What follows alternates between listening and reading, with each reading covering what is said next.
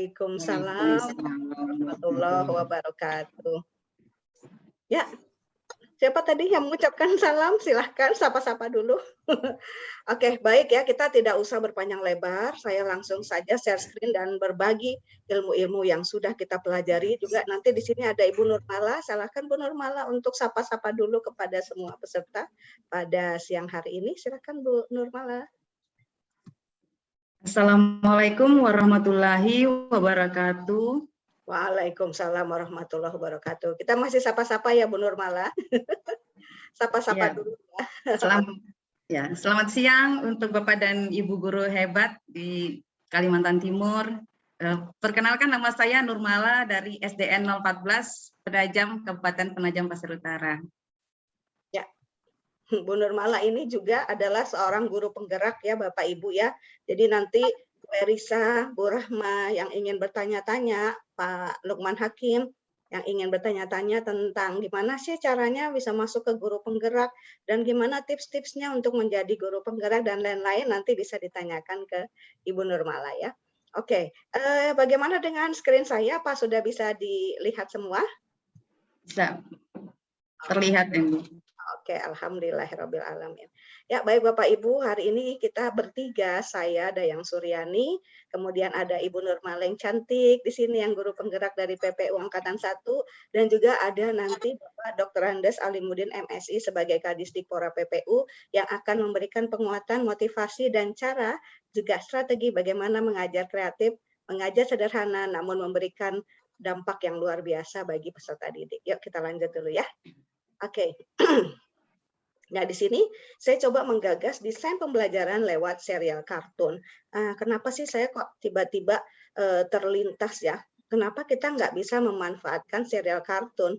Walaupun selama ini kita sering nonton ya, Bu Nurmala ya. Bu Nurmala bisa dinyalakan ya speakernya. Kita kan sering nonton tuh. Kita sering nonton kartun-kartun yang ibaratnya memberikan hiburan, memberikan wawasan dan apapun itu, dan ini juga bisa kita jadikan sebagai bahan pembelajaran ya Bu Nurmala ya. Oke. Nah, di sini di sini saya coba untuk melihat bagaimana sih atau apa yang sudah dilakukan oleh guru-guru yang terkait dengan pembelajaran ya, baik itu di online ataupun di offline.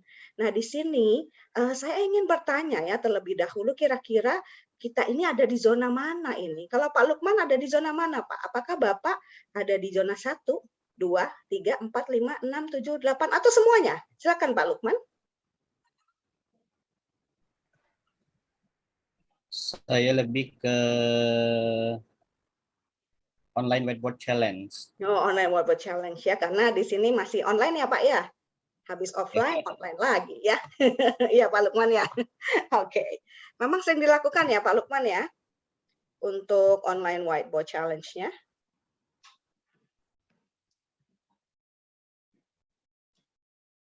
Ya, oke. Ya, nggak apa-apa ya. Bagaimana dengan Ibu Retno? Kalau Bu Retno kira-kira di zona berapa ini? Zona 1, 2, 3, atau 4? Oke. Atau Bu Erisa, kira-kira di zona mana ini, Bu Erisa?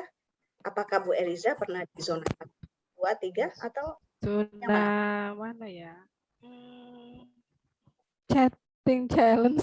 Chatting challenge ya, iya memang karena mudah ya. Kita bisa memanfaatkan platformnya, chatnya dari Zoom boleh, Meet boleh, dan lain sebagainya ya.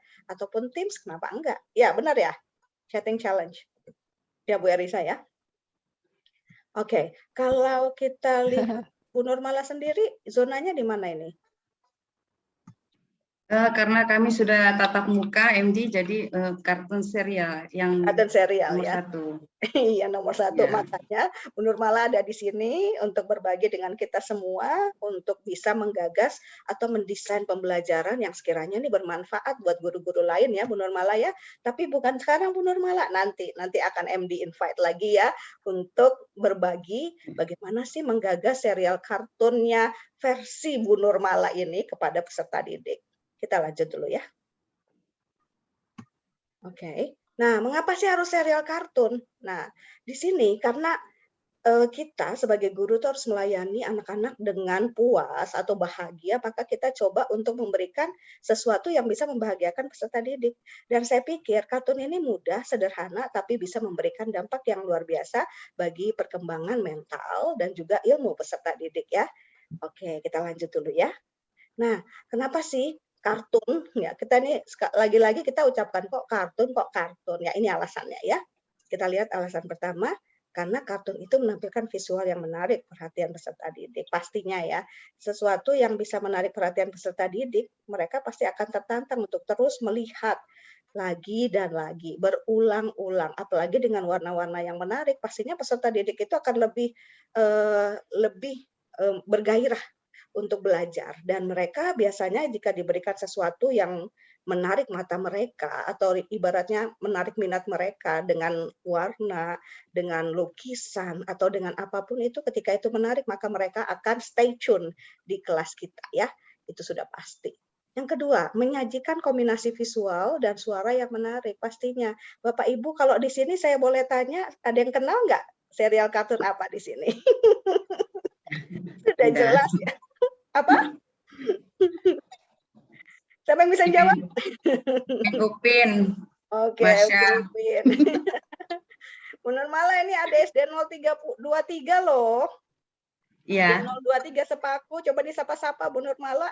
Kita ini seperti ngobrol aja ya, jadi nggak usah takut ya. Silakan Bu Nurmala. SD 23 sepaku siapa MD? Iya, ini namanya nggak ada, cuma dari SDN 023 sepaku.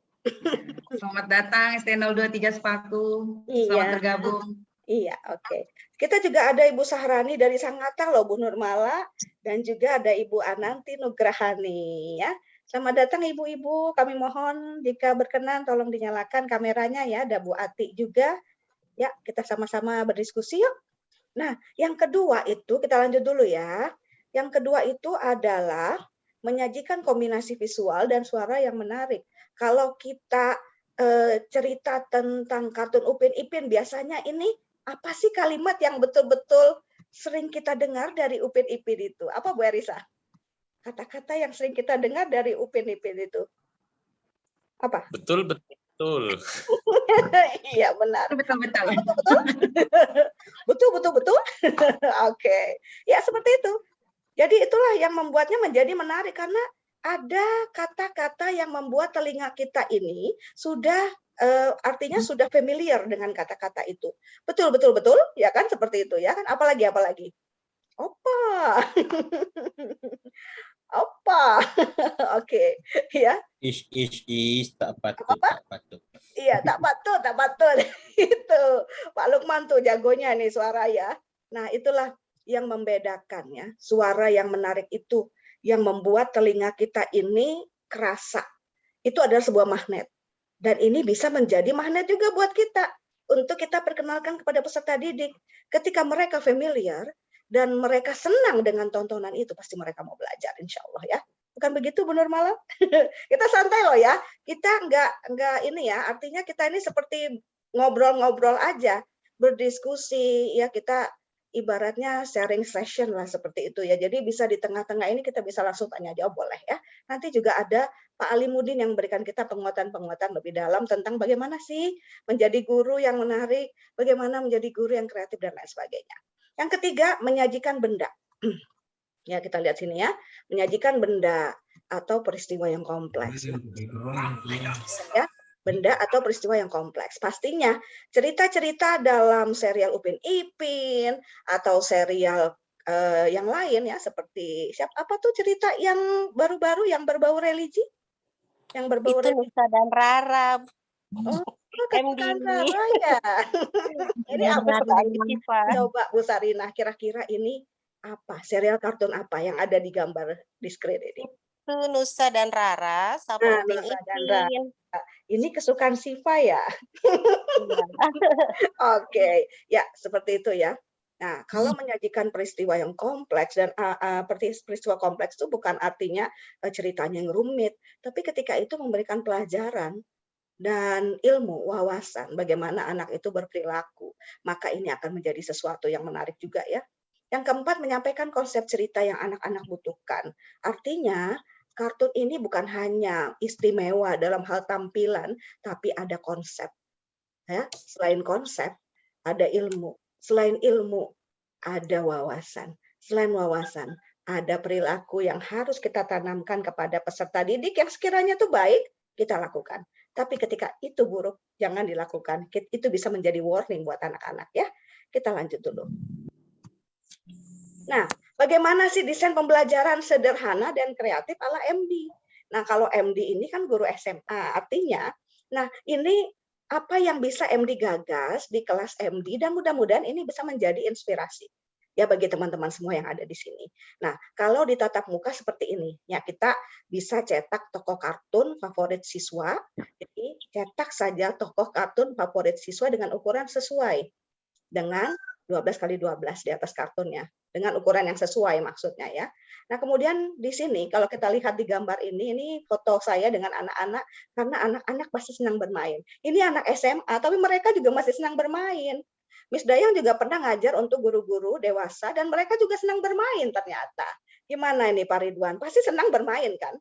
Senang kan bermain jika gini, kalau kita bicara soal pedagogi, kita mengajarkan anak-anak di usia dini, di usia SD, di usia SMP, ataupun di SMA. Tapi kalau kita bicara tentang andragogi, kita mengajar murid-murid yang dewasa. Contohnya saja guru. Nah, ternyata ketika andragogi kita berlakukan, gitu, dan ternyata guru-guru juga masih suka bermain. Gimana ini, Bu Nurmala? Gimana pengalamannya? Bu Erisa, silakan. Suka kan bermain? Ya. Ya tentu, senang itu Ibu. Iya, senang kan? Gimana nih perasaannya kalau sudah bermain? Pasti bahagia ya? Iya betul, larut di dalamnya begitu. Nah, benar. Kalau sudah bahagia berarti kita sudah meraih satu faktor keberhasilan dalam mengajar. Apa itu? Students well-being atau student satisfaction, kepuasan siswa dalam belajar. Ketika dari pertama mereka sudah belajar dengan cara yang menyenangkan, mereka bertepuk tangan, mereka tersenyum walaupun tertutup masker, itu adalah sebuah pencapaian yang luar biasa. Jadi jangan sampai dianggap sebuah hal yang kecil. Tapi ketika kita lihat anak, weh, senang, aku senang, weh. Dia loncat, dia teriak ketika belajar dengan kita, berarti kita sudah memenuhi satu kriteria atau satu faktor yang menandakan bahwa pembelajaran yang kita gagas berdampak pada peserta didik. Bukan hanya diam statis, tapi dia akan bergerak secara dinamis. Jadi bukan guru saja yang bergerak atau guru penggerak, tapi murid juga harus penggerak, ya. Murid penggerak. Bagaimana menjadi murid yang bergerak secara dinamis? Semuanya tergantung pada guru. Jadi ketika kita mampu mengajarkan sesuatu yang dinamis, kreatif, walaupun sederhana, pastinya itu akan memberikan dampak baik kepada peserta didik ya. Nah, ini cara MD ya. Cetak tokoh kartun, ajak siswa untuk berdiri dengan format lingkaran seperti biasa. Bu Nurmala juga tahu ya kalau MD ngajar pasti formatnya lingkaran. Gimana Bu Nurmala? Bu Sarina juga tahu itu ya. Oke. Kalau belajar dengan format lingkaran, apa sih fungsinya? Apa fungsi kalau kita mengajar dengan format lingkaran? Bagaimana Pak Lukman Hakim? Apa fungsinya sih? Kenapa dari classroom manajemennya ini juga kita harus tanamkan bahwa ketika kita interact with each other in a circle, it will give a good result. Kenapa? Kenapa kalau kita berdiri stand side by side itu akan memberikan dampak yang luar biasa bagi siswa, terutama bagaimana untuk merangsang mereka berinteraksi secara positif. Bagaimana dengan Pak Lukman? Apakah pernah menggagas nih classroom management seperti ini berbentuk lingkaran atau kursinya yang dibuat lingkaran? Pak Lukman. Baik, terima kasih. Because it can be mobilized and explore the students active in learning. Jadi mereka bisa kita mobilisasi keaktifan siswa itu dengan lingkaran. Kalau dengan lingkaran itu kan semua akan terlihat aktif. Beda dengan kita duduk yang sistem theatrical sitting ya, itu beda sekali gitu. Jadi kalau lingkaran itu face to face, mereka saling aktif berinteraksi seperti itu. Iya, jadi ini akan membuat ya, thank you Pak Lukman ya. Pak Lukman sudah jelas pasti guru bahasa Inggris ya, karena bahasa Inggris. Ya, Guru bahasa Arab ya. Guru bahasa semuanya.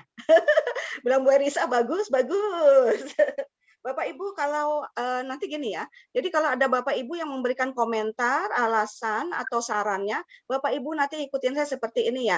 GOOD, JOB, good job, good job, good job, good job. Gitu ya. Jadi itu adalah salah satu jenis penghargaan ketika anak mengeluarkan pendapat. Ketika guru memberikan pendapat, komentar, sarannya, kita harus berikan penghargaan secara bersama-sama. Jadi tadi kan nih Pak Lukman nih, dia sudah memberikan sarannya, sudah memberikan komentarnya terhadap pertanyaan MD atau pernyataan MD tadi. Nah, untuk itu kita harus memberikan beberapa apresiasi. Salah satu apresiasi yang sederhana yang biasa MD lakukan adalah GOOD. GOOD itu adalah good, ya. JOB itu job. Jadi good job. Ya, jadi kalau kita bisa dipraktekkan nanti nih di dalam kelas kita nanti, kenapa enggak? Jadi seperti ini ya. Kita tangannya 2 jempol ke atas semuanya. 2 jempol, ya semuanya. Bu Nurmalanya mana? Silakan. Bu Nurmala juga, oke. Ya, diikuti MD ya, tapi MD dulu ya. GOOD, JOB, good job, good job. Good job, good job. Ulang ya, semuanya. Oke, Miss Dayang mau, Miss Dayang, sorry. Saya mau yang nyala kamera, coba dinyalakan speakernya. Kita interaktif aja ya. Kita interaktif aja. Silakan Pak Lukman, Bu Erisa. Silakan Ibu Ananti, silakan. Pak Jamal, welcome Pak Jamal. Bu Nurmala, silakan. Tangan jempol, dua jempol di depan. Oke, Bu Nurmala sambil senyum dong, senyum ikhlasnya. Jangan lupa ajarin anak-anak bagaimana cara tersenyum ikhlas ya. Jangan merengut kalau sudah bermain. Oke, diikuti MD ya. GOOD, JOB, good job, good job. Good job, good job. Ini tangan ini tepuknya 2 kali ya. Kalau good job, good job. Good job, good job. Gitu ya. Coba sekarang tanpa arahan dari MD. MD cuma bilang GOOD, JOB. Terus teman-teman ngomong good job, good job. Good job, good job. Oke ya, ulang ya, kita ulang ya. GOOD, JOB. Good job, good job, good job, good job, good job. Tepuk tangan untuk kita semua ya. Sekali lagi tepuk tangan, boleh deh ditekan tombol big round of applause-nya ya. Boleh. Jangan takut-takut kalau kita belajar ya. Oke, lanjut ya. Nah, itulah gunanya classroom management. Ketika anak-anak senang, ketika guru bahagia, maka sudah pasti proses pembelajaran akan memberikan dampak yang luar biasa. Beda dengan guru yang sedih, beda dengan murid yang sedih, dengan segudang permasalahan di belakangnya. Untuk sementara kita lupakan aja dulu ya. Yuk kita bawa anak-anak menjadi anak-anak yang bahagia dalam belajar. Yuk kita bawa diri kita untuk menjadi guru yang bahagia ketika mengajar. Seperti itu. Jadi lupakan dulu ya masalah-masalah yang ada di belakang.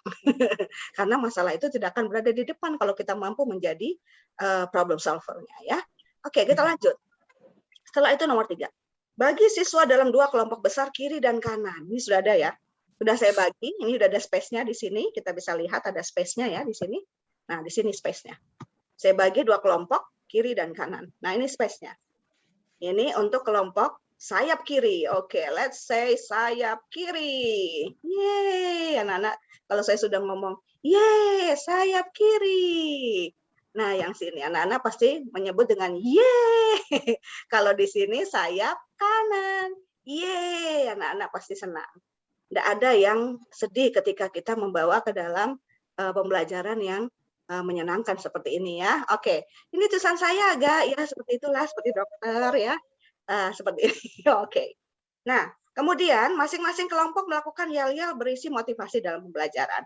Untuk apa sih semua ini? Untuk meraih tadi student satisfaction atau students well-being. Jadi untuk meraih kebahagiaan peserta didik, lakukan yel-yel dulu. Yel-yel. Wah, ada suara ayam di situ ya. Oke. Ya. Nah, setelah mereka melakukan yel-yel motivasi. Waduh. Asik ya suaranya. Boleh ya, yang ada suara ayamnya mohon di-mute dulu ya. Oke. Nah, setelah itu, waduh. Oke. Ya, setelah itu masing-masing kelompok melakukan yel-yel ya, sudah tadi saya jelaskan. Kemudian masing-masing kelompok menyiapkan 5 tokoh kartun favorit ya. Nah, di sini. Ya. Nanti disiapkan seperti apa sih tokohnya? Nanti ya, kita lihat ya. Oke, kita lanjut dulu. Nah, masing-masing kelompok akan berdiskusi dan mencatat hal baik dan hal buruk yang dilakukan oleh tokoh kartun tersebut untuk kemudian dijadikan bahan deskripsi seputar tokoh. Nah, acara yang desain ke-6-nya, masing-masing kelompok meletakkan gambar secara bersamaan dan mengacaknya. Ini bisa dilihat di sini ya, di gambar saya. Jadi anak-anak meletakkan gambar di atas lantai secara bersama dan kemudian mengacaknya.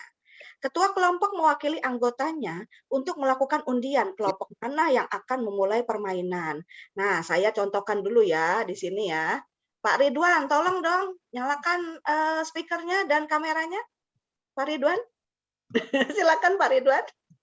Pak Ridwan, halo. Ayo kita. Siap, Bu. Tuh, ayo tangannya di atas. Oke, kita mau siut dulu ya. Ini rock. Sini ya, tangan saya kelihatan. Rock, paper, scissor. Oke, diulang ya. Bu Erisa minta tolong mute-kan dulu yang masih hidup ininya, speakernya Bu Erisa atau Bu Nurmala. Kecuali Pak Ridwan. Kecuali Pak Ridwan silakan di unmute. Pak Ridwan, silakan di unmute dulu. Ya, Pak Ridwan, rock itu batu. Ya, paper, scissor. Ya, jadi kita akan siut dulu ya untuk mewakili anggotanya siapa kira-kira yang menang dalam permainan ini. Kemudian setelah itu baru kita lakukan atau kita daulat yang menang tadi untuk memulai permainan terlebih dahulu seperti itu ya. Oke Pak Ridwan, kita sekarang siut ya. Bapak tinggal pilih antara rock, antara paper, antara scissor, dan saya juga memilih. Kita hitung ya. 1, 2, 3. Tunjukkan satu Pak Ridwan. Ya, Pak Ridwan yang menang. Paper dengan rock berarti yang menang paper. Paper membungkus rock. Paper digunakan untuk membungkus batu. Jadi Pak Ridwan menang. Ya, nah kan sudah menang. Terima kasih ya Pak Ridwan. Seperti itu kalau di kelas lebih ramai Pak Ridwan. Kalau di sini ya itu namanya juga online. Oke ya. Nah kalau sudah menang, nah nanti ya, ketika sudah menang, kelompok terpilih akan memulai permainan. Ini sudah terlihat ya dalam gambar saya pun terlihat bahwa ketika pemenang sudah ditentukan, maka kelompok terpilih akan melakukan permainan. Nah, sebelumnya guru mengambil salah satu kartu dan memperlihatkan kepada semua anggota dari kelompok tampil secara satu persatu seperti ini. Ini ada gambar nih. Nih, gambar ini, yuk. Ngerti kan? Ya, Mem, ya, Mem. Diam dulu ya. Ya, nanti sebelum saya kasih kesempatan untuk memberikan satu kalimat deskripsi, kalian pikirkan dulu. Kalimat apa yang akan kalian ungkapkan kepada tim lawan kalian. Seperti itu ya. Oke, Bu Erisa, Bu Nurmala minta tolong di-add pesertanya ya. Di-admit ya. Oke, terima kasih ya. Oke, nah kemudian masing-masing anggota akan memberikan deskripsi berupa kalimat atau gaya bicara. Bisa juga gaya bicara seperti ini. Coba, siapa yang bisa menjawab pertanyaan saya? Bu Ananti, tolong dinyalakan speakernya. Kalau saya seperti ini misalnya ya, memberikan deskripsi, saya hanya bicara lagu saja. Tidak kalimat tapi lagu. Boleh dinyalakan speakernya Bu Ananti? Iya, Bu. Oke. Misalnya kalau saya ngomong seperti ini. Aku ingin begini, aku ingin begitu. Ingin itu banyak sekali. Kira-kira tokoh kartun apa yang ada di benak Ibu? Doraemon. Oke, clear. Tapi itu kalau di kelas misalnya ya, di kelas bisa, di kelas tatap muka. Jadi peserta didik kita bebaskan. Ingat, pembelajaran berdiferensiasi. Bebaskan. Dia mau menggunakan apa? Apakah kalimat deskripsi, atau gaya bicara, ataupun lagu seperti tadi yang MD nyanyikan, boleh. Bebaskan mereka. Pembelajaran berdiferensiasi bukan hanya tercatat, guys, tapi dia terucap. Bagaimana kita melayani peserta didik yang sangat beragam ya, baik dalam hal kecerdasan ataupun kompetensi. Nah, ini yang harus kita perhatikan, guys. Jadi, yang paling utama adalah bagaimana kita memberikan pelayanan terbaik bagi peserta didik sesuai dengan tingkat kompetensi mereka. Sekali lagi, ingat, prototype, kurikulum prototipe. Kompetensi jauh lebih utama daripada konten. Kita nggak membahas itu ya, kita membahas desain pembelajaran kreatif melalui serial kartun. Nanti kita juga akan ada acara seputar kurikulum prototipe, tapi nanti, bukan sekarang ya. Bu Erisa tolong di-admit yang baru masuk. Ya, kemudian kita lanjut. Kelompok lawan menyimak. Apa yang dilakukan kelompok lawan? Menyimak dan mencatat semua dengan baik. Mencatat, tidak langsung menebak ya. Walaupun kita sudah tahu gambaran nyatanya seperti apa, tapi yang harus kita ingat adalah berikan kesempatan kepada peserta didik untuk mencoba untuk mengeluarkan kompetensinya. Walaupun dari sisi kalimat, walaupun hanya dari sisi gaya bicara, ataupun dari sisi menyanyikan lagu seputar tokoh atau kartun tersebut. Berikan kesempatan dulu. Jangan langsung di-cut. Ya, peserta didik diberikan, oke nak, kamu bisa nak. Mem, aku nggak bisa buat kalimat nih mem, boleh. Kamu lewat bahasa tubuh aja. Oke mem, kan senang. Kan pasti senang. Itu kan sudah bahan tebak-tebakan ya. Jadi artinya dia dibebaskan dengan cara yang dia suka dan dengan cara yang dia bisa. Jangan dipaksa, ayo pokoknya bikin satu kalimat, nggak mau. Oh, gitu. Enggak. Tapi biarkan mereka dengan cara mereka ya. Sesuai dengan kompetensi mereka. Nah, kemudian kelompok lawan menyimak dan mencatat. Kemudian yang ke-12, kelompok lawan menebak tokoh kartun tersebut dan jika mereka berhasil, maka akan diberi reward 20 poin. Menebak kalau menebak 5 tokoh berarti 100 poin. Seperti itu aja penilaiannya. Tidak susah.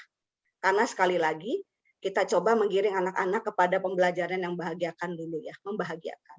Karena ini nilainya per kelompok. Jadi kita berikan anak-anak nilainya secara berkelompok juga atau apapun penilaian yang Bapak Ibu lakukan.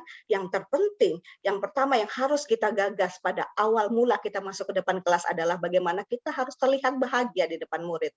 Bukan artinya memaksa untuk bahagia, tapi bagaimana kita berusaha membahagiakan peserta didik dengan gaya kita, dengan ilmu kita, dengan strategi mengajar kita dan lain sebagainya. Nah, kemudian setelah itu giliran siapa lagi? Nah, giliran kelompok lawan yang mengambil peran dan lakukan hal yang sama ya. Kita lanjut dulu. Nah, setelah semuanya dilakukan, Bu Erisa, ada lagi yang mau masuk ke ruangan? Nah, setelah itu kita perlu menggagas reflective teaching. Jadi refleksi itu penting. Gimana kita tahu komentar siswa, perasaan siswa ketika dia sudah belajar dengan kita, kalau kita tidak melakukan refleksi. Itu penting sekali ya teman-teman. Penting guys, untuk apa juga? Untuk tolak ukur kita juga. Apakah kita sudah melayani siswa dengan baik, dengan bahagia, dengan strategi yang menyenangkan dan lain sebagainya. Jadi kita bisa tahu ya nah gimana perasaanmu setelah belajar dengan Miss Dayang. Wah asik ma'am, incredible, fantastic, dan lain sebagainya. Ya, seperti itu. Buatkan satu kata aja kalau mereka nggak bisa dalam kalimat, satu kata aja nggak apa-apa kok ya. Boleh satu kata atau tulis saja kalau mereka malu mengucapkannya, boleh ditulis ya. Nah, kita juga bisa pakai Menti, bisa pakai video singkat, terserah aja. Mau dikirim lewat mana, Mem?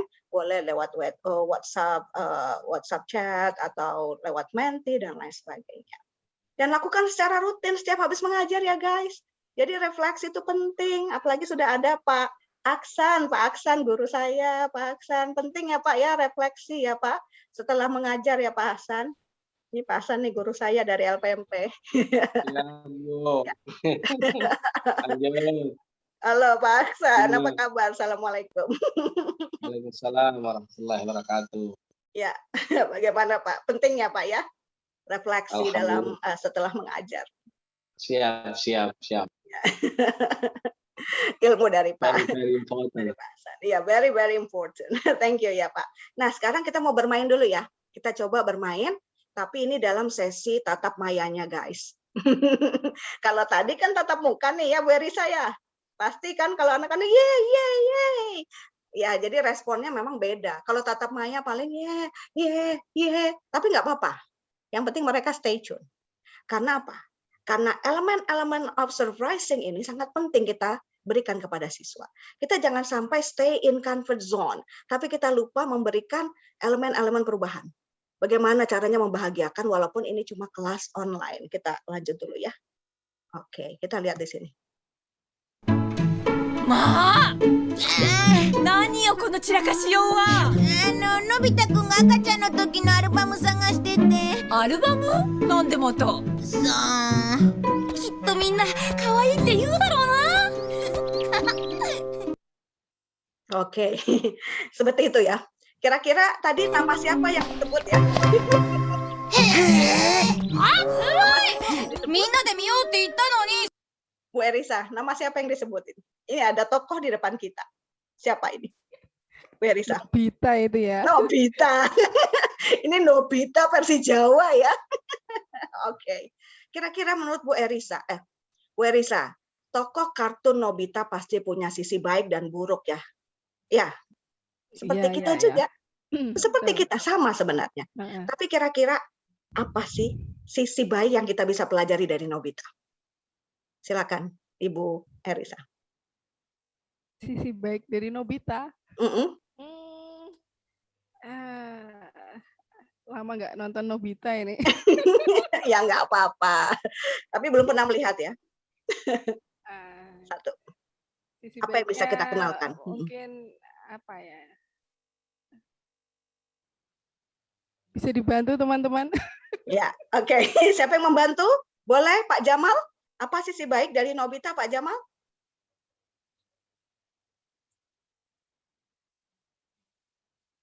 Oke, Pak Jamal lagi ini. Pak Asnan mungkin, Pak Asnan? Pak Asnan silakan. Apa sih kira-kira sisi baik dari Nobita ini ya, Pak Asnan?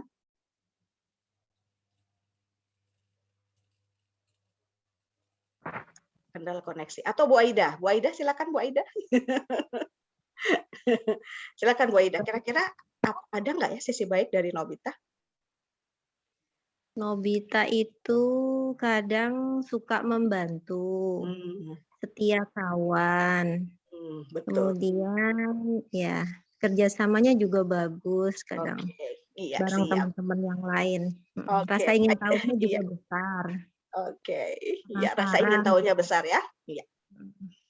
Oke. Itu aja. Kan. Terima kasih ya Bu Aida ya. Kita beri dulu dong penghargaan untuk Bu Aida. GOOD, good job, good job, good job, good job. Ya, kayak gitu ya. Jadi kalau ada anak-anak yang memberikan pendapatnya, ada anak-anak yang membantu temannya, kita berikan penghargaan sederhana saja sih ya. Oke, lanjut ya kita lihat apa sih sisi baik dari Nobita tadi ya. Kita lihat dulu.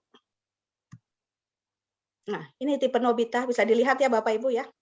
Lebih suka bermain dan mencari cara yang paling praktis. Motonya, kalau bisa dikerjakan orang lain mengapa harus saya? Siapa orang lainnya? Doraemon. Ya enggak? Doraemon tuh selalu ada untuk membantu Nobita ya. Jadi mengatasi kesulitan yang diberikan yang dihadapi oleh Nobita.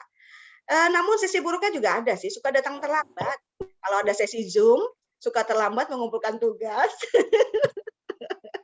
Tapi ini bukan ini ya, ini bukan menyindir ya. Jadi Nobita itu suka terlambat ya. Ini hanya untuk ini kita berbagi saja ya teman-teman ya. Jadi ini bisa kita bagikan ke anak-anak. Jadi ini secara tidak langsung kita memberikan serial kartun kepada anak-anak, membahagiakan tapi tidak ada unsur edukasinya. Jadi Nobita tuh suka datang terlambat kalau ada sesi Zoom dengan guru. Waduh, ada lagi yang tersindir di sini ya. Suka terlambat mengumpulkan tugas. Sudah diingatkan berkali-kali, namun jawabannya selalu iya Pak, Bu, maaf lupa. Oke ya, ya seperti itu. Kita lanjut dulu ya ke tokoh selanjutnya. Sabar ya Bu Nurmala. Kita lihat lagi ya. Tonton dulu.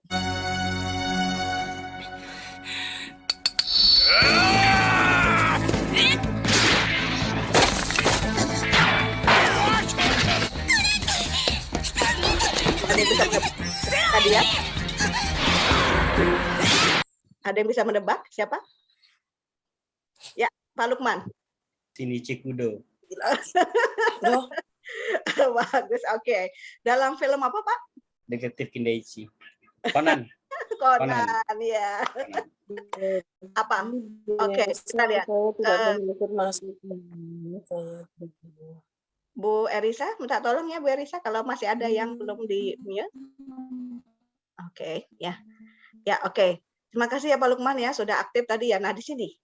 Jadi apa sih yang membedakan profil tokoh kartun kita ini ya. Kalau di yang detektif Conan ini, Conan Edogawa, ya dia suka bertanya dan punya rasa penasaran yang tinggi, menanyakan hal-hal yang tidak umum ditanyakan oleh anak-anak seusianya.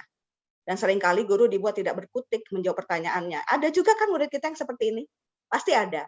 Anak-anak pintar yang senantiasa berpikir kritis dan mirip-mirip dengan tokoh yang ada di sini di film Detektif Conan. Dan ini perlu juga kita kenalkan pada anak-anak. Kita perlu, Nak. Kita harus menjadi pribadi yang suka bertanya. Kalau pengetahuan kita ingin bertambah, yuk bertanya yuk. Kalau mau ilmunya nambah, yuk bertanya yuk. Pasti rasa ingin tahu juga dimiliki oleh anak-anak. Makanya kita rangsang anak-anak, yuk bertanya. Yuk kita belajar. Yuk kita menanyakan hal-hal yang tidak kita ketahui pada guru. Ya, insya Allah pasti guru mau menjawab. Ya, oke, kita lanjut dulu ya. Karena ini waktu saya nih sangat mepet. Ini ada Bu Nurmala setelah ini. Kita lihat lagi ya.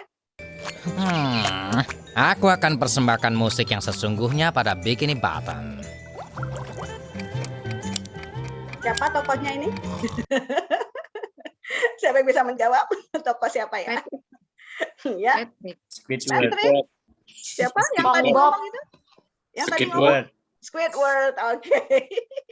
Squidward ya. Kalau Patrick itu yang apa itu? Starfish ya. Oke, nggak apa-apa.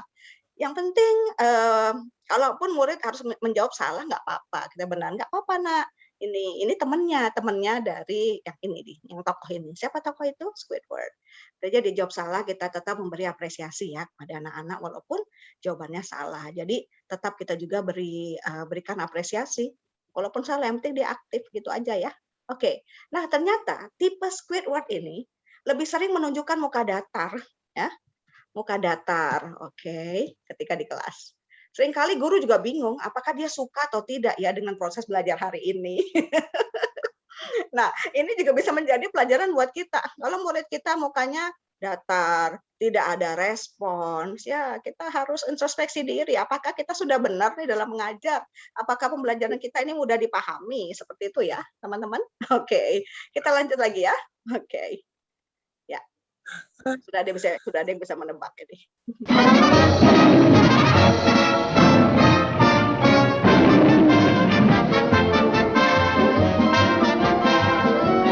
Terlihat dari judulnya ya.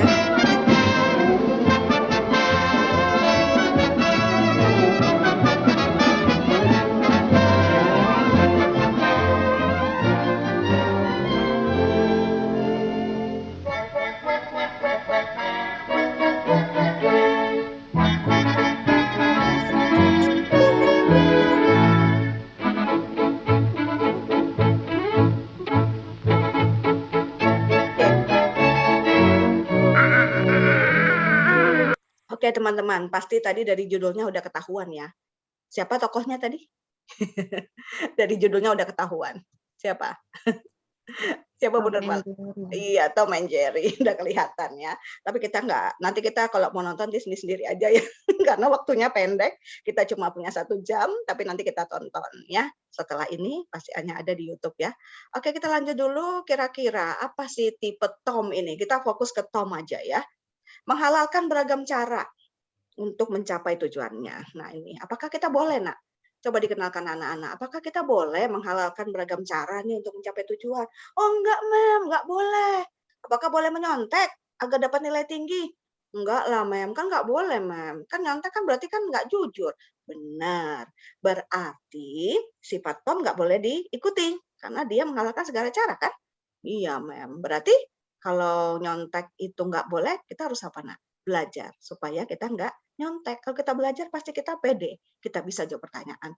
Tapi Mem kadang-kadang Mem kata anak-anak, kita udah belajar tapi nilai kita masih kurang, nggak apa-apa, Nak. Tapi kamu sudah berhasil menjadi orang yang sangat jujur, itu lebih penting daripada kita mendapat nilai tinggi tapi kita nggak jujur, ya. Nah itu yang perlu kita tanamkan kepada peserta didik, ya seperti ini. Ya, seperti Tom mencari bocoran soal ulangan dari kelas lain. Tom, kok suka sih mencari bocoran soal ulangan dari kelas lain? Cerdik, usil, namun juga sering mengalami kegagalan. Kita lihat ya, orang-orang yang melakukan beragam cara untuk mencapai tujuannya, biasanya dia gagal. Pada saat awal, starting point mungkin dia berhasil, tapi nggak berkah. Tapi di end-nya, at the end, of your journey, di akhir perjalanan kamu tidak akan menemukan setitik pun tingkat kesuksesan. Itu yang harus kita tanamkan pada peserta didik kalau kita mau mengajar. Jangan sampai kita hanya menghibur tapi tidak memberikan nilai edukasi di dalamnya. Ini sangat penting ya guys. Saya suka kayak gas ya, karena ya YouTuber tuh seperti ini. Harus bahasanya tuh bahasa-bahasa guys supaya nggak terkesan monoton ya. Kita lanjut dulu ya. Oke, kita lanjut dulu. Ini masih ada.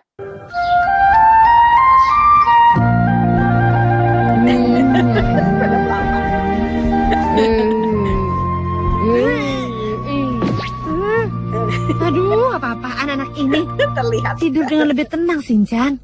Oke. Sudah terlihat siapakah dia? Shinchan dari serial Crayon Shinchan. Ye. Siapa sih Shinchan ini, Nak? Suka menirukan tingkah laku orang dewasa. Ikut campur aja. Ngomongnya, anak ini anak kecil tapi omongnya dewasa. Hobi menggoda yang kadang lucu tapi kadang-kadang bikin jengkel. Dan membuat ulah dengan mengganggu proses pembelajaran. Ada nggak tipe murid kita seperti ini? Ada nggak? Bu Nurmala ada ya? Pasti ada ya Bu Nurmala ya? Gimana Bu Nurmala? Bagaimana Bu Nurmala? Ya. Pasti ada ya? Ada. Pasti ada. Dan di kelas Pak Lukman saya yakin juga ada ya. Oke, kita lanjut ya. Bu Nurmala sudah tidak sabar dia ya. Lanjut dulu sedikit.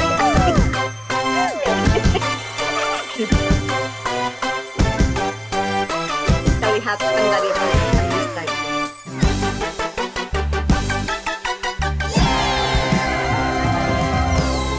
Oke, kita stop dulu, kita nonton lagi ya. Tipe Upin, suka bicara dan inisiatif melakukan hal yang baru. Ya, suka bicara, memang bicara terus. Kayak apa tadi Pak Lukman? Betul. Betul. Oke. Suka berbicara dan inisiatif melakukan hal baru. Banyak akal, suka membantu teman, namun punya kenakalan seperti nekat membohongi orang tua untuk tidak menyetujui surat pemeriksaan gigi dari sekolah. Ini kira-kira ada nggak anak yang seperti ini nih? Kita nggak ngasih surat izin nih, kita sebagai orang tua nggak ngasih surat izin, ternyata dia bikin surat izin sendiri. Ada ya pasti ya. Ya Bu Nurmala ya. Ya pasti ya. Bu Erisa gimana Bu Erisa di SD Tebis? Ada nggak kira-kira? Ada kenakalan-kenakalan kecil yang contohnya seperti ini. Ada yang nekat membohongi orang tua untuk tidak menyetujui surat pemeriksaan gigi dari sekolah. Pasti ada seperti ini. Nah, inilah yang bisa kita lakukan ya. Selain kita memberikan hiburan, kita kasih videonya, kita kasih tontonannya, kita juga bisa memberikan nilai-nilai edukasi yang kepada peserta didik. Kira-kira apa nih sikap baik dari Upin dan Ipin yang bisa kita pelajari dan kita lakukan dalam kegiatan sehari-hari? Atau kira-kira dari sifat mereka ada nggak yang tidak harus kita jadikan contoh? Oh ada mem, apa kira-kira? Ya seperti itu. Itu artinya kita sudah melatih anak-anak untuk bernalar kritis terhadap apa yang menjadi fenomena saat ini ya. Kita lanjut dulu ya. Oke, lanjut dulu. Nah, inilah gurunya. Kita nonton dulu sebentar, nanti gurunya akan berbagi dengan kita. Silakan.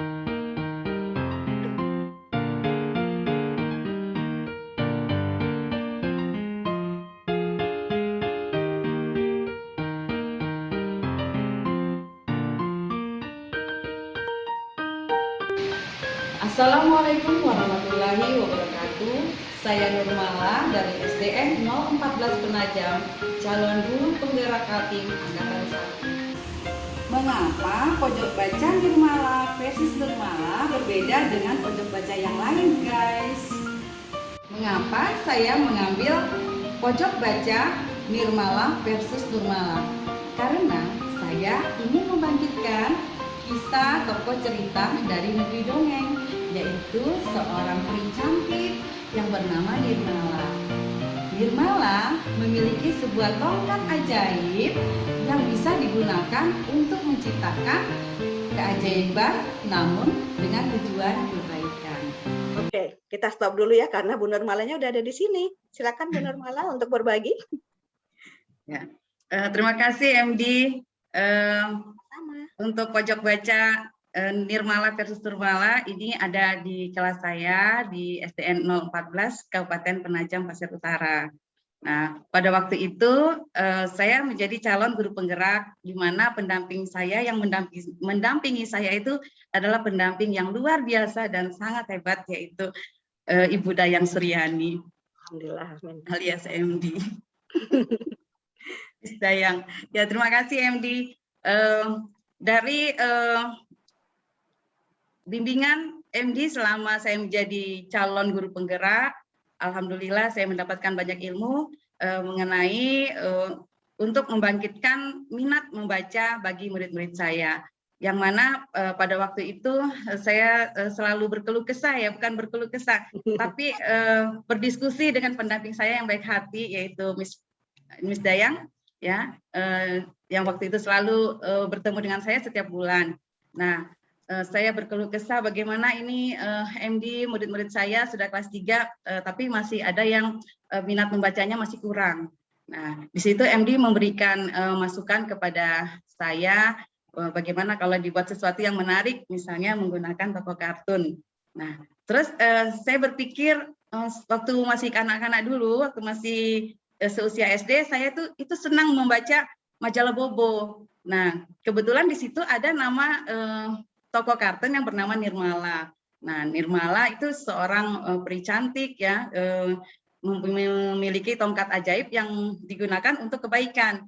Nah, di situ ada pesan moral yang terkandung dari tokoh kartun tersebut. Nah, di mana nanti anak-anak bisa mengalahkan kejahatan itu dengan kebaikan. Nah, akhirnya pada waktu itu saya berdiskusi dengan MD bagaimana ya MD pojok baca ini supaya lebih menarik lagi. Bagaimana kalau gambarnya itu kata MD dipasang saja di gambar di tembok pojok baca seperti wallpaper begitu. Nah, saya menuruti apa yang masukan dari MD. Kemudian alhamdulillah setelah saya memasang pojok baca Nirmala versus Nurmala di pojok baca di kelas saya, anak-anak itu seperti rasa ingin tahunya tuh muncul. Mereka begitu masuk kelas, kami di Penajam Pasir Utara ini sudah melaksanakan tatap muka terbatas. Pada waktu saya menjadi calon guru penggerak itu masih daring, belum ada tatap muka. Tapi selalu bertemu dengan pendamping saya, dengan MD yang selalu memberikan masukan-masukan positif untuk kemajuan pembelajaran anak di kelas saya. Nah, kemudian pada waktu tatap muka, betapa saya terkejut ya MD ya, anak-anak itu begitu masuk di kelas, terus pasti yang didatangin itu pojok baca, langsung dilihat berdiri lama-lama di depan gambar kartun yang itu kartun Nirmala yang saya pasang di wallpaper. Mereka melihat, kemudian bertanya kepada saya, siapa Ibu, siapa Nirmala itu? Kok ada VS Nurmala begitu? Coba kamu lihat, di situ ada majalah Bobo tidak? Nah, mereka melihat, coba cari di situ, ada tidak di situ tokoh Nirmala? Nah, mereka akhirnya melihat ternyata ada dan mereka senang untuk membacanya. Nah, ada juga beberapa anak yang memang tidak tertarik untuk membaca. Namun ketika melihat teman-temannya aktif ke pojok baca, melihat-lihat dan timbul juga rasa ingin tahunya, walaupun dia tidak bisa membaca. Nah, dari situ saya amati, dari hari ke hari saya amati anak-anak ini. Kemudian di sini bagaimana ya supaya nanti ini bisa ditanamkan profil Pancasila dari setiap kegiatan-kegiatan yang dilakukan di pojok baca. Dan akhirnya saya ini membuat suatu kegiatan seperti piket kelas, tapi juga termasuk juga piket yang dilaksanakan untuk kegiatan di pojok baca. Nah, dari piket itu saya mengamati lagi anak-anak ini setelah, kalau begitu jadwal piketnya, setelah temannya membaca, apakah dirapikan karena itu bukan tugas dia, ataukah dibiarkan saja? Saya perhatikan begitu. Ternyata mereka mempunyai kesadaran, ya, mempunyai tanggung jawab atas kegiatan piketnya itu. Nah, jadi mereka setelah membaca, rapikan, kadang ada juga anak sendiri yang merapikan ke tempat asal di mana mereka mengambil buku di tempat semula. Nah, seperti itu. Nah, di sini saya berdiskusi lagi dengan pendamping saya yang hebat ini. Alhamdulillah. TMD, gimana kalau dibuat aja best practice karya ilmiah dari kegiatan ini?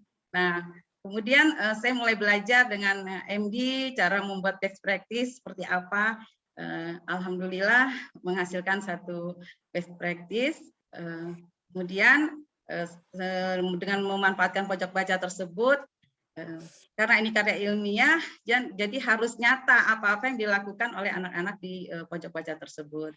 Nah, begitu MD. Kemudian pada waktu gebiar filtrasi MD, begitu ada seleksi untuk menghadiri gebiar filtrasi setelah saya menjadi guru penggerak di November ya di tingkat nasional. Kemudian saya memajukan itu MD, memajukan best practice saya. Alhamdulillah lolos dan saya berhasil mengikuti kegiatan gebiar filtrasi guru penggerak di Bandung. November kemarin. Ya. Terima kasih MD atas bimbingannya selama ini. Ya. Alhamdulillah. Saya rasa itu saja yang bisa saya bagikan melalui cerita yang singkat ini. Terima kasih MD. Sama-sama Bu Nurmala. Kita berikan dulu dong 2 jempolnya di depan. G-O-O-D, J-O-B. Good job, good job. Good job, good job. Oke Bapak Ibu, jangan lupa nanti ya untuk mengisi kira-kira, tadi kan Bu Nurmala ini sudah memberikan ya, salah satu tokoh kartun yang benar-benar ini sudah ada dalam mindset kita semenjak kita masih kecil. Dan adanya di mana? Di majalah Bobo. Dan dari kecil memang kita sudah dilatih terus ya untuk membaca oleh orang tua kita, saya yakin. Dan sampai saat ini majalah Bobo ini masih menjadi bagian dari bagaimana MD bisa menjadi seperti ini. Dan majalah Bobo juga termasuk inspirasinya, termasuk tokoh Nurmala yang dipaparkan tadi oleh Ibu Nurmala. Kita boleh tepuk tangan dulu dong. Bu Nurmala keren ya. Oke. Sebelum kita ini sambil teman-teman coba untuk menulis ya, kira-kira dalam benak teman-teman guru di sini, bagaimana sih tokoh kartun Nurmala ini menurut teman-teman semua? Silakan dijawab melalui menti.com ya. Bu Erisa silakan dibagi menti.com-nya di Zoom chat-nya. Silakan ya. Nah, sambil kita mengisi kebaikan atau kebaikan dari tokoh Nurmala ini, sifat baiknya, kalau sifat buruknya ada nggak kira-kira ya Bu Nurmala? Ada nggak sifat buruknya? Untuk sifat buruknya ya MD ya, dari Nurmala. Memang ya ini kan hayalan ya, kan tidak mungkin ibaratnya itu tongkat kok bisa merubah orang seketika dalam kebaikan. Nah, tapi terkadang ada juga mereka mau melakukan kejahatan ternyata kena dirinya sendiri. Nah, seperti itu. Ya, contoh-contoh yang seperti itu MD yang sebenarnya juga merupakan hal yang negatif ya sebenarnya. Oke, benar sekali. Ya, jadi menurut pendapat Bapak dan Ibu gimana nih tokoh Nurmala ini ya? Apakah dia memiliki sifat yang baik? Kalau memang itu sifat yang baik tolong disebutkan melalui menti.com. Bu Erisa jangan lupa dibagi ya di Zoom chat-nya. Oke, sambil kita menunggu ya teman-teman menulis nih untuk perilaku baik dari tokoh kartun Nurmala. Kita dengar dulu penguatan-penguatan dan paparan, saran, dan masukan dari Bapak Kadis Dikpora kita, Bapak Alimudin. Silakan Pak Alimudin. Ya, kita G-O-O-D-J-O-B dulu dong. G-O-O-D-J-O-B. Good job, good job. Good job, good job. Silakan Pak Alimudin. Halo Bapak. Pak Ali? Pak Ali sudah hadir ya? Halo Pak Alimudin. Oke, mungkin di sini Pak Alimudin masih terkendala internet ya. Mungkin Bu Nurmala bisa minta tolong dihubungi Pak Alimudin atau bagaimana? Sebentar MD. Ya, siap. Saya coba hubungi.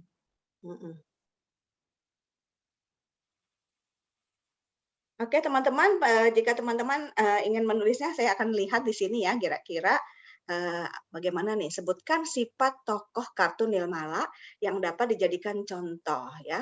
dapat jadikan contoh pada anak-anak, dan contohnya itu bisa dilakukan di kegiatan-kegiatan setiap harinya ya, atau bagaimana anak-anak juga berperilaku dengan melihat tokoh kartun Nirmala. Silakan Bapak Ibu ya diisi menti.com-nya dengan memasukkan kode. Di sini ada kodenya, saya besarkan dulu. Ya, kodenya ini 63627735. Silakan, dan saya akan pantau dari sini ya Bapak Ibu ya, silakan. Oke. Oke, sambil kita menunggu Pak Alimuddin atau teman-teman lain juga ingin mengisi di menti.com-nya, Bapak Ibu jika ada yang ingin ditanyakan silahkan, kami persilahkan ya. Seputar bagaimana sih implementasi dari tokoh kartun atau serial kartun dalam pembelajaran kita nantinya. Silahkan kalau ada yang ingin ditanyakan, Bapak dan Ibu semua. Boleh ditekan tombol resennya ya.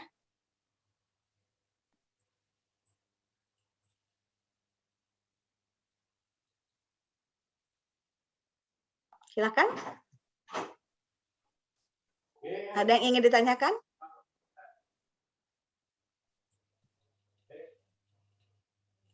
Ya, wah sudah banyak ya di sini ya.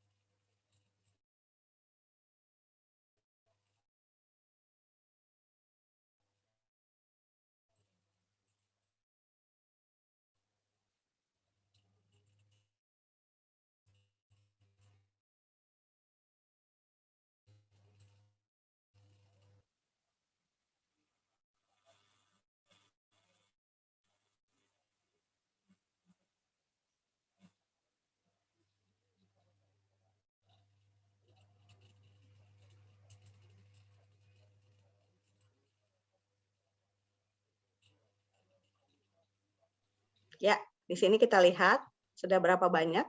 Oke. Ya, di sini kita sudah ada Pak Alimuddin juga ya. Halo Pak Alimuddin, Assalamualaikum.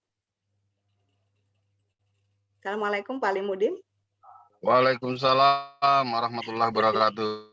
Ya. Maaf terlambat sedikit. Oh, tidak apa-apa Bapak. Saya di jalan habis buka acara silaturahmi beberapa kepala sekolah dari Samarinda. Ngadain pertandingan bulu tangkis di PPU. Ya. Mohon maaf pas terlambat dikit. Ya, nggak apa-apa. Bapak, tadi kita sudah berbagi ilmu dan wawasan terkait dengan desain pembelajaran sederhana namun kreatif. Ya, di sini kita coba mencari informasi dan menggali sesuatu yang baik ya dari tokoh kartun yang ada yang pernah kita tonton dari kecil dulu hingga sekarang.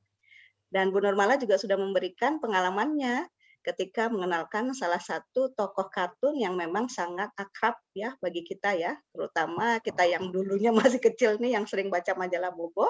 Nah, inovasi dilakukan oleh Bu Nurmala ini kembali mencoba mengingatkan kembali, memanggil lagi memori bahwa majalah Bobo ini sangat edukatif sekali, terutama dalam satu tokoh ceritanya yang bernama Nirmala. Dan di sini coba Bu Nurmala sajikan kepada anak-anak dan ternyata mendapat respon yang luar biasa.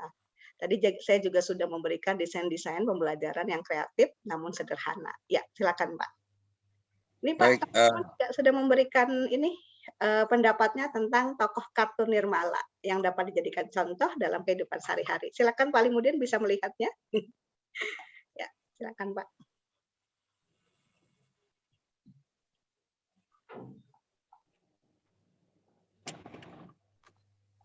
Ya, silakan Pak Ali. Oh, saya pikir disuruh melihat. Jadi saya nunggu-nunggu kok nggak ada yang kelihatan gitu. Baik. Assalamualaikum warahmatullahi wabarakatuh. Waalaikumsalam warahmatullahi wabarakatuh. Sore, salam sejahtera bagi kita semua, salam sehat bagi kita semua. Alhamdulillah, alhamdulillahirabbil alamin, wassalatu wassalamu ala asrofil anbiya'i wal mursalin, sayyidina wa maulana Muhammadin wa ala alihi washabihi ajmain.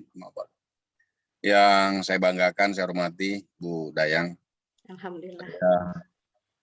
Banyak terinspirasi oleh beliau walaupun berbeda latar belakang, tapi saya kok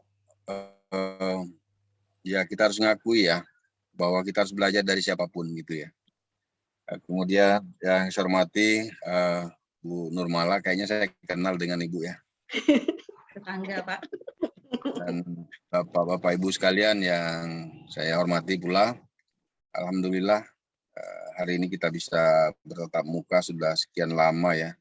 Sekian lama, kemudian saya mendoakan mudah-mudahan kita selalu dalam keadaan sehat walafiat, tetap jaga kesehatan, terutama dengan naiknya COVID lagi. Tapi bagi saya, kita boleh takut, tapi jangan kita takutan. Kita boleh diminta anak-anak kita untuk libur, tapi kalau ada peluang, lakukan tatap muka dengan siswa-siswa kita. COVID membunuh, tapi anak-anak tidak sekolah juga kita akan melakukan pembunuhan secara pelan-pelan. Namun tetap harus dengan kewaspadaan. Baik, seperti yang sudah dibahas tadi, saya mohon maaf tidak mengikuti tadi karena di dalam ruangan. Saya ingin menyampaikan beberapa hal gitu ya. Yang pertama, saya ingin kaitkan dengan program pemerintah Merdeka Belajar. Sebenarnya dengan program Merdeka Belajar, kasarannya sih kita kalau mau bilang, ya kita bebas mau ngapain aja.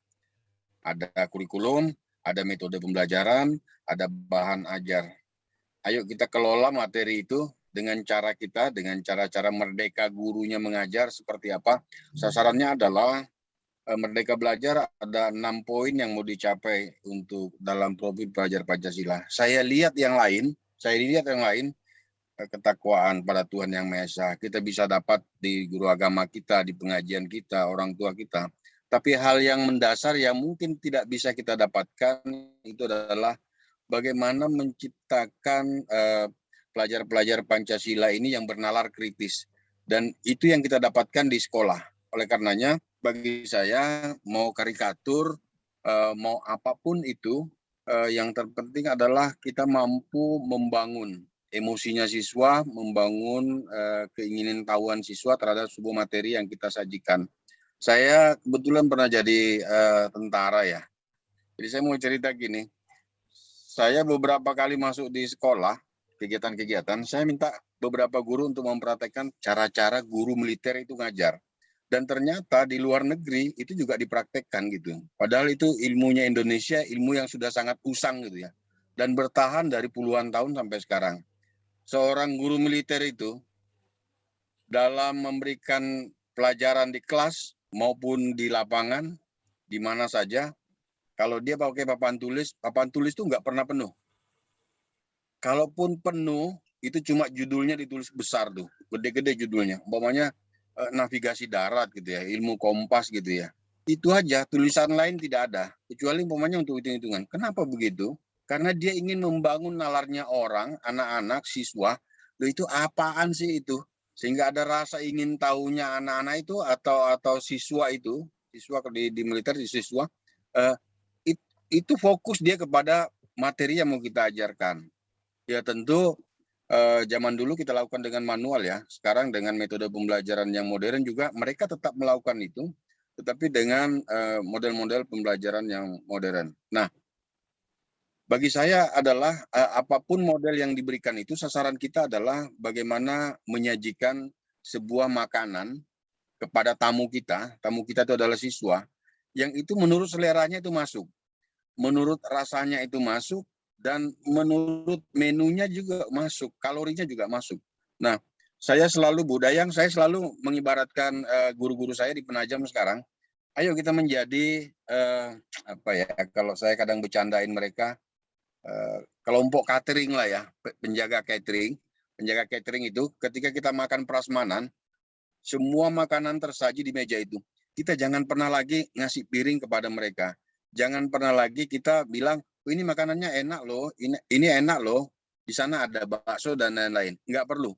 Mereka punya bakat masing-masing, punya naluri masing-masing, punya kemauan masing-masing, punya selera masing-masing. Silakan dia memilih makanan itu.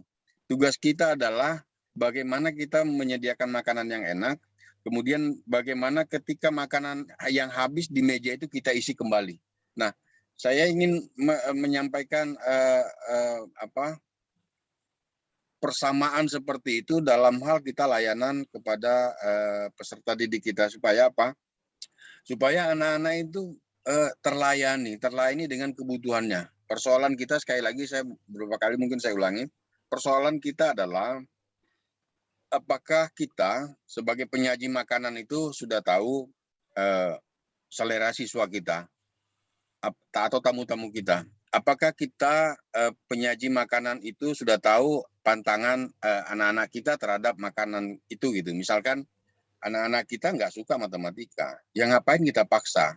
Pasti dia sebagai makhluk yang luar biasa ciptaan Allah, dalam salah satu dari materi pembelajaran pasti ada salah satu yang menarik sama dia. Nah itu yang harus kita genjot. Pertanyaan kita adalah, mampu nggak guru-guru kita memberikan layanan yang maksimal seperti itu? Pasti nggak mampu semua. Tetapi sebagian guru yang multi talent, pasti dia mampu melakukan itu. Maka solusinya adalah bagaimana semua kita, mulai dari aspek kebijakan di dinas pendidikan atau di pemerintah daerah, kemudian turun terakhir kepada kepala sekolah, menyiapkan anggaran yang cukup dalam rangka meningkatkan kompetensi guru-guru. Saya agak ekstrim di PPU, saya tidak mau tanda tangani RK-nya kepala sekolah kalau sangat minim dipergunakan untuk peningkatan mutu guru. Itu penting. Karena apa? Kalau kita hanya menjadi koki biasa kepada siswa-siswa kita, mereka akan jenuh dengan model masakan itu gitu. Tapi kalau kita menjadi koki yang luar biasa, maka kangkung aja bisa bermacam-macam. Seperti kalau kita ke kedai makan. Mungkin kalau di rumah ya sudah di oseng itulah pokoknya ya. Paling rasanya seperti itu. Tapi kalau ketemu dengan koki yang bagus, tentu rasa kangkung itu akan nikmat dan berbagai rasa. Kemudian jangan sampai katakanlah saya asam urat gitu. Sudah tahu saya asam urat dikasih jeroan, ya itu kan sama dengan membunuh saya gitu. Sama juga dengan siswa. Ketika siswanya memang bukan nggak mau ya, dia wajib belajar apapun wajib. Nggak suka dan itu bukan talentnya dia, ya jangan kita paksain untuk pintar itu. Maka kemudian sebelum masuk ke materi, maka kemudian tidak ada alasan bagi kita adalah bagaimana setiap hari peningkatan mutu guru itu yang utama. Dan ada hal lain juga sebenarnya yang jarang-jarang kita lakukan, tetapi insya Allah kita akan lakukan ke depan. Guru-guru kita ini perlu disuplai vitamin yang banyak dari pusat juga gitu. Mungkin dalam setiap pelatihan saya tidak cukup mampu untuk melatih guru-guru gitu. Harus kita panggilkan yang ahli-ahlinya gitu ya. Ya mungkin ya tingkat-tingkat nasional lah gitu ya. Supaya civil effect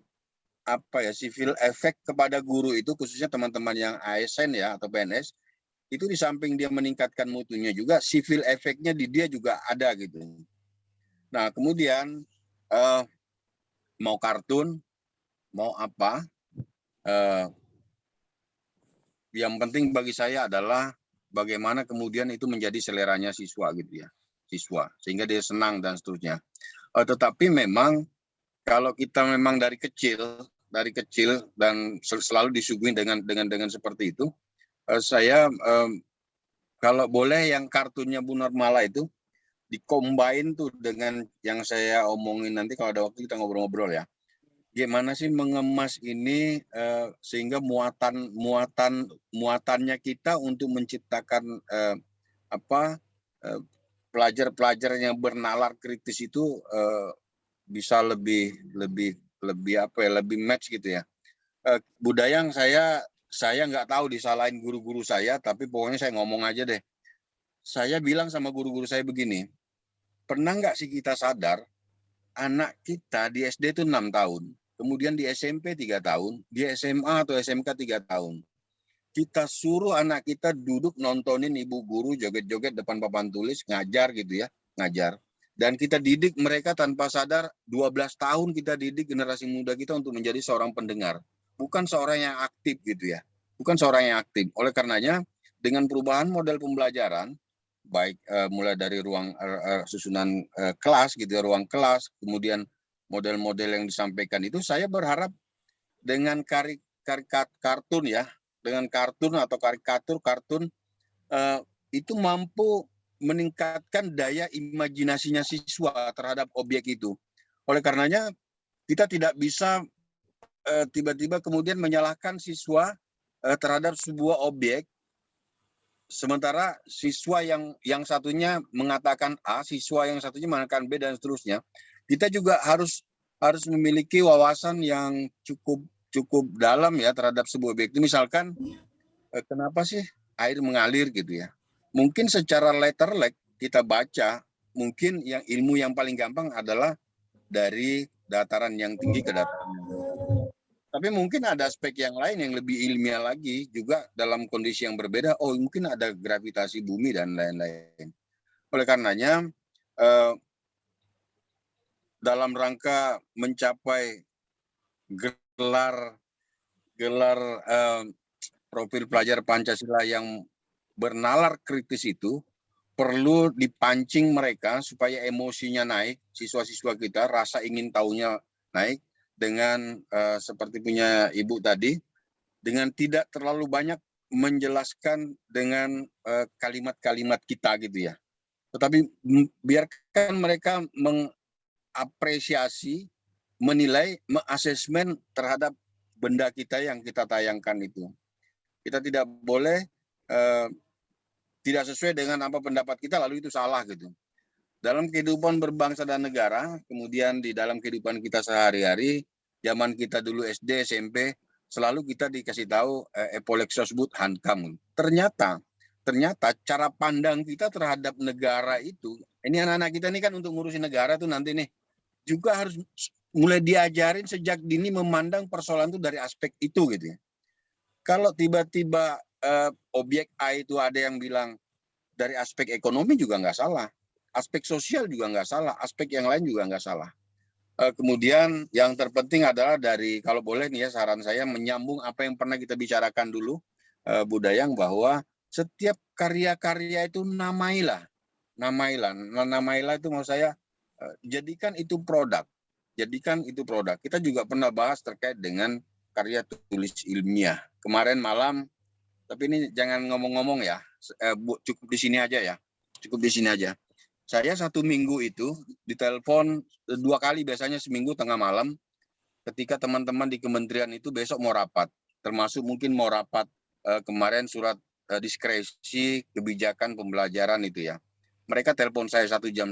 Pak, kita ini harus ngapain segala macam. Saya kasih alasan-alasan penting seperti apa gitu ya. Ternyata kita ini kan selama ini kan ngikutin sebuah regulasi yang sudah ada gitu ya. Dan saya berpikir gini, ternyata kok orang di daerah itu sebenarnya kita tuh pintar-pintar daripada mereka gitu. Karena apa? Kita ini pemain yang dikasih rule of game gitu ya. Padahal masih ada cara-cara yang lain yang bisa kita mainkan, hanya saja tidak diatur. Oleh karenanya orang yang telepon saya itu bilang begini. Saya bilang begini, kenapa sih guru-guru itu selalu, saya tuh kalau mau kenaikan pangkat, saya kasihan lihat guru-guru ditulis suruh bikin karya tulis ilmiah. Itu enggak ada ilmiah-ilmiahnya, saya lihat itu, enggak ada ilmiah-ilmiahnya. Ternyata yang dimaksudkan sekarang oleh mereka itu, tidak mesti karya tulis ilmiah itu harus seilmiah-ilmiah itu. Ibu bikin video, ibu akuin, ibu namain semacam itu, kemudian itu paparkan, itu sudah bisa dianggap sebagai karya di dalam model pembelajaran yang kalau katanya dengan angka kredit tadi itu Bu ya. Nah, artinya begini, saya bermohon ke mereka supaya guru-guru kita itu jangan terlalu lagi banyak diberikan paksaan-paksaan buat ini, buat itu, buat ini, buat itu. Dia lebih baik difokuskan bagaimana dibuat dia lebih maksimal dalam membuat model-model pembelajaran, materi-materi pembelajaran yang menarik bagi siswa. Dan jangan lupa bahwa yang Ibu Nurmala buat itu dinamai sebagai hasil karya gitu ya. Itu bisa menjadi bagian yang untuk kepentingan yang saya bilang apa tadi ya?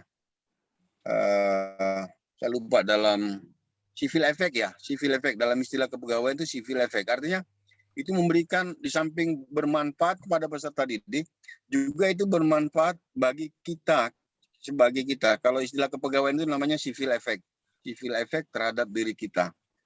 Kemudian bukan kartun saja, banyak hal yang bisa kita lakukan.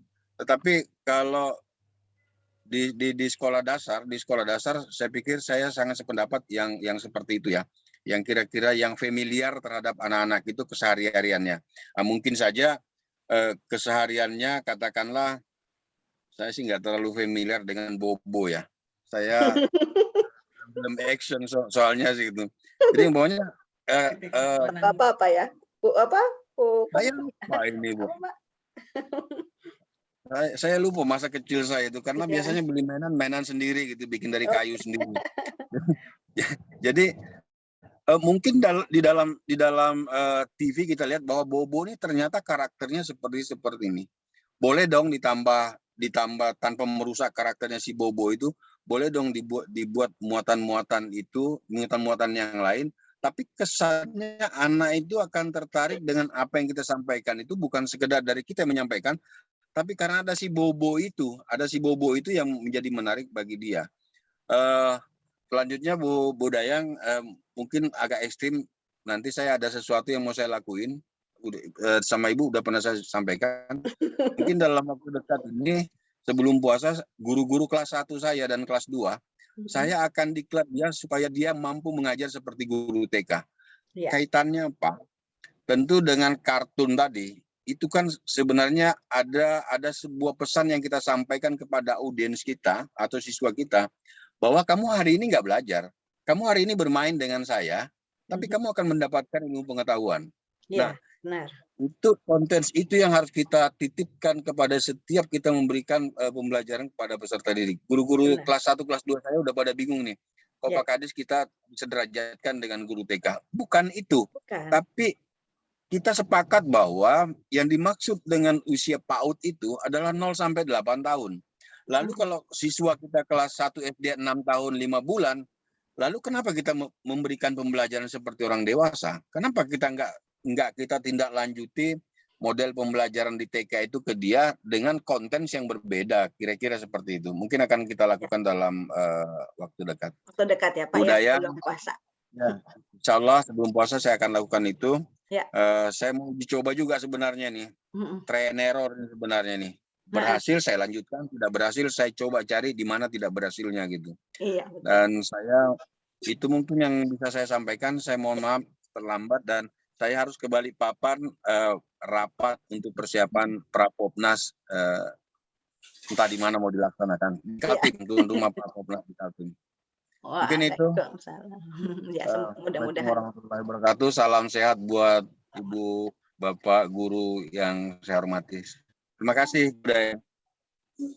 Sama-sama Pak. Waalaikumsalam warahmatullahi wabarakatuh. Terima kasih Pak Alimuddin atas penguatannya, motivasi dan inspirasinya, dan pastinya dukungan yang senantiasa diberikan kepada kita semua para guru, terutama yang ada di webinar Guru Hebat Kaltim ini. Tapi ini juga ada ya beberapa peserta yang dari luar Kaltim, ada juga dari NTT dan juga ada dari Makassar, ada juga Widya Iswara, Pak Aksan juga ada di sini, dan ini mudah-mudahan semakin menguatkan kita ya untuk sama-sama belajar dan sama-sama berbagi.